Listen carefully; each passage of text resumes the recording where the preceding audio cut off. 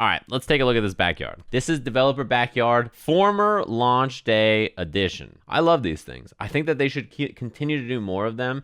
And I think that it's super important to have this kind of dialogue about your thought process and what you're doing and like what kind of feedback you're taking. If they at least explain the methods to their madness, then you feel a bit better. So they're going to look at a bunch of the results of the open beta test surveys and then talk about those results and then talk about things people wanted changed and what they're doing and etc. Man, I remember before, a lot of people were like, I don't even like the new Ram. No one's going to play Ram now. They made her so boring. If you look at what character do you like the most, Ram, all the way across the board. What could make her so good? You think it's the thigh physics? I think it's that she's fucking cheap. This character was so goddamn good. I'm not even sure about necessarily the new design making people fall in love. She's just fucking good and very straightforward and a lot of fun. And people are like, oh, waifu. So, you know, it makes sense. It's pretty unusual for the Guilty Gear series to have a new character placed highly in popularity rankings, but Giovanna is also quite popular outside of Asia. Giovanna, she's popular because she's new, she looks cool, and they made her easy to pick up, so a lot of people are interested in trying her. If Gio was difficult, like super hard, like a pet character or like a puppet character, we would not see, I think, Giovanna at the top of either of these lists. Versus mode, I rated versus mode very highly. My roommate and I both play, right? So when the beta was not working and we couldn't get into the server to play online, him and I just played versus mode offline. It had instant rematch. The loading times for character select and rematch were incredibly fast. When it comes to the tutorial mode, I think that there's some controversial stuff here. A lot of people didn't seem to like it that much, which makes sense. The network mode, the online lobby, brutal. It's like the lowest rated thing by far. Quick match, I think, is not very good, and I think a lot of people didn't like it that much. You could training mode while you're doing it, and you didn't have to stare at the lobby. That's the only advantage it had over the lobby. And then training mode, I thought the training mode overall was pretty solid. I want frame data in it. Tutorial modes received mixed reactions. Some praised it for the unique freedom it gave the player as opposed to a traditional textbook-style explanation. Others, however, pointed out that it lacks explanations needed for an introduction to the game. Our intent for the tutorial mode is to show the player that they can enjoy fighting games without having to study. I think that this first part here is like, okay, I like this idea. We intentionally left out explanations of game mechanics and the different uses for each attack button. Okay, we checked the result data and replays from the first floor of the rank tower. We saw many matches where neither player used special moves or every game mechanics. We'll brush up on the finer aspects of this mode, but for the most part, we felt this style of tutorial was successful. Also, in the finished game, the mission mode will include missions for practicing game mechanics such as wall breaks and Roman cancels, combos for each character, as well as a variety of techniques. If the tutorial in this game wants to be basic and then say, what we've shown you is very basic. If you want to learn more, use mission mode. If you don't, head over to training mode or play play against arcade mode or online or whatever. Then I think that's totally fine, right?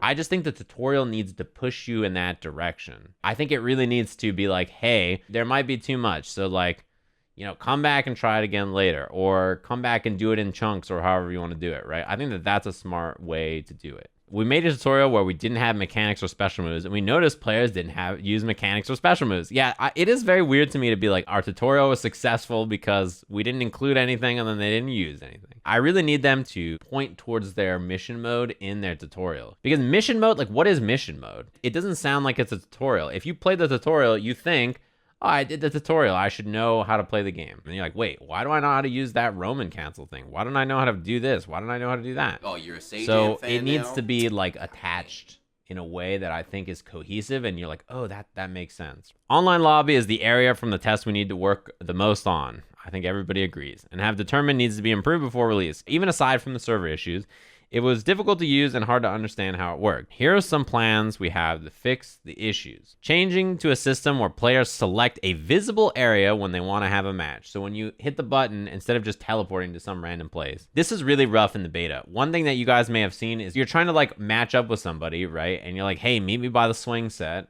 in Middle East Lobby 3, and then you go to the swing set and you ready up and then you teleport to the fucking drinking fountain and you're like, I don't know what just happened. After winning a match, the player stays where they are in a battle-ready state unless their rating changes. I like this too, that you just stay readied up, because having to re-ready up every single time is so annoying. Adding a rematch option.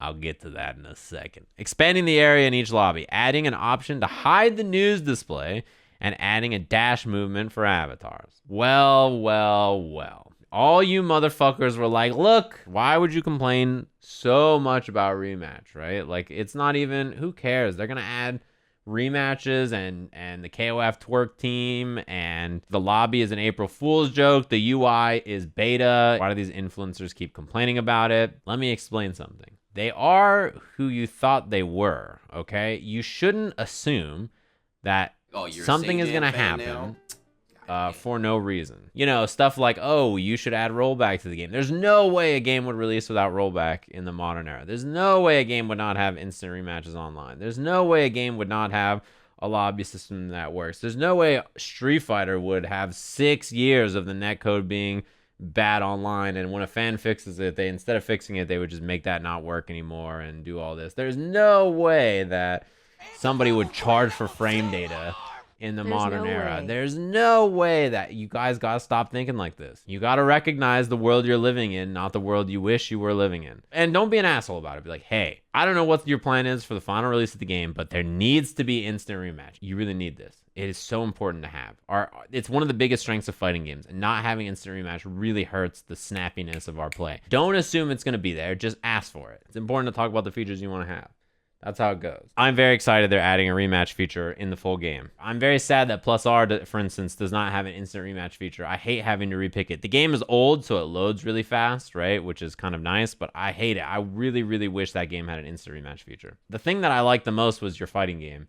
The harder you make it to play your fighting game, the worse it is. Most games have it too, right? Is another thing. It's not like a new feature. This is a feature that's been around for a long time. So I'm really happy that it's being added. Okay, anyway, the rating on all these aspects. I think this is not surprising, yeah, chat, by the way, that all of the visual stuff, for the most part, is very highly rated. The lower rated stuff are usually, it's the camera movement, which I think people have complained about for a long time. Battle system, which is contentious, right? Like the changes to the game. And the visuals on the UI, the win screen, loss screen, all that kind of stuff, which is just really strange, right? But how the game looks, like, I think everybody loves it. I do not like that there is a moment where the camera I think it's like on counter hit 2D and certain other moves. The camera just starts panning until you're like fully sideways. I do not like that, because I think losing your spatial awareness for the screen going fucking sideways, when if you drop the combo, then you're now playing the game with the sideways camera for a second, is bad. I don't like it. And yeah, the BGM, is it the greatest soundtrack ever? No, but I thought it was fine. First, regarding the visuals and effects, we received many comments saying the game looks good, but there are issues with visibility. This has been a big one. We're trying our hand at using effects and visuals that are thought of as taboo when developing fighting games. We're still working on refining it and improving it. As far as issues with the character's visibility, we're looking into adding a setting so each player can adjust it for their needs. Right? I think that's a cool idea to do it like that. So I'm glad that they've thought about that, right? Because, you know, it's an important thing. If you can't tell where the fuck these goddamn characters are, then that's literally the only thing in a fighting game that matters. As for the music, we received many requests from players who want to be able to select songs from previous GG titles. In the retail version, you'll be able to purchase them with in-game currency and select them as your BGM. The battle system. The damage is too damn high. Many players commented the damage is way too high. They were also concerned that this is not a problem with the game's balance, but also takes away the fun of pulling off damaging combos. This is a good thing to talk about. When everything hurts, right, you start to lose the appeal of, holy shit, you did some sick optimal combo that, like, you know, really did a shit ton of damage. That was tight. They say, after hearing your feedback, we plan to adjust the damage so that it is more suitable for how often and how difficult it is to land each attack. In general, however, the damage will remain high, as that is part of the design. It could be said that part of the appeal of the Guilty Gear series is the tension and exhilaration felt during the fast-paced matches. In previous titles, however, the player could only experience this after practicing and learning complicated combos. The length of the average combo is much shorter in Strive, so that more players than before can experience this. The round time in this game and like the time to kill overall and how many hits you need is relatively similar to older games. It's just about the combo length and how many hits in that short combo do X amount of damage. What they're saying here is not, oh, the damage is really high. Like, we didn't know that. That must be a problem the whole time. They say, look, we hear you. We're going to adjust the damage so it's more suitable for how often and how difficult it is to land each attack. In general, however, the damage will remain high, as that's part of our design. By the end of the beta, I didn't have that much of an issue where I felt like the damage was so high that I was like, what am I going to do? Most of the combos that I felt like were hard to do and like did a lot of damage, I felt made sense and rewarding to me. And I was like, yeah, this seems fine to me overall. There might be like a version 2.0 of this game where they're just like, all right, everybody, we need to fucking lower the damage. It's too high. But their first version of the game, they believe that strong damage is core to what they're trying to make. So, all right, that's what they're going to do for Isolite. I hope that we see more adjustments like this of making certain combo routes more beneficial, because now it kind of feels like, who cares what combo route you do as long as it breaks the wall? It doesn't matter. Roman cancels are interesting, but I feel limited by meter use. I think this is interesting, probably because of the no 25% meter RC.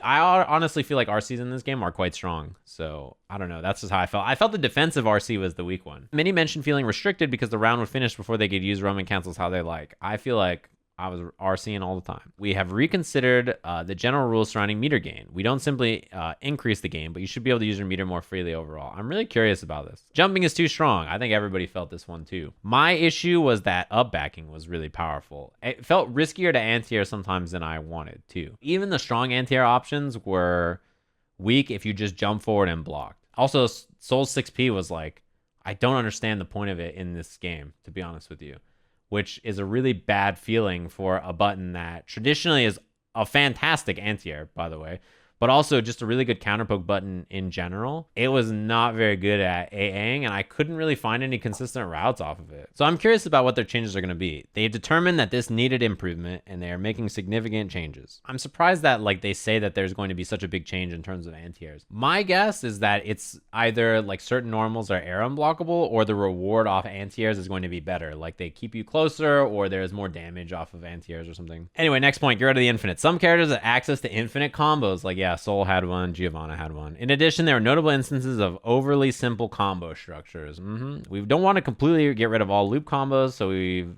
chosen to increase the ways we can balance them. I don't actually think Soul will keep his, simply because they probably don't want him to be able to do 5k into Fafnir. Mostly because it's too powerful on block, not even for the combos. All right, online battle. Who the fuck voted bad on this online battle? Where are you from? The rollback netcode is highly praised, and we saw many matches between different countries and regions. We will be working on adjustments and improvements as the game's release approaches. To get a bit deeper on this topic, during the test we had the input delay set at 1 frame. Everybody was wondering what the frame was, right? As mentioned in the previous backyard, we are still looking into whether we should allow the player to set their input delay based on the network connection and how to handle filtering network connection strength.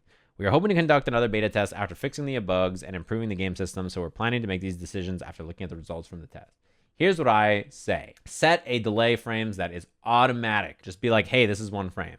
However, in the settings for the game, it would be great if you could turn on adjustable delay and then adjust it before your match. I think for people who haven't done it before, you should have a set number for them. For everybody else who wants to adjust it, having that ability to adjust it is very nice. If you have it like, oh, right when you begin the game, you can choose. A lot of new players are just going to pick 0 because they're going to be like, I don't want it to be laggy. I'm going to pick 0. And they're playing someone at 150 ms and the game is just teleporting everywhere and they're confused, right? They're like, I don't know what's happening. Also, they say, hey, we're doing a second open beta test. I think everybody knew this was happening. Literally everybody on the planet could tell this was going to happen. I don't know when exactly it's going to be, but it seems pretty likely that later this month is the timing. Considering the game's coming out in early June, so they probably don't want it to be in like late May, right? Or even mid-May. Cool. Great developer backyard. I think they did a good job of saying like, hey, here's what we're thinking. Let me break it down.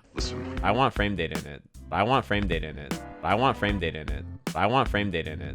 I want frame data in it. I want frame data in it. I want frame data in it. I want frame data in it.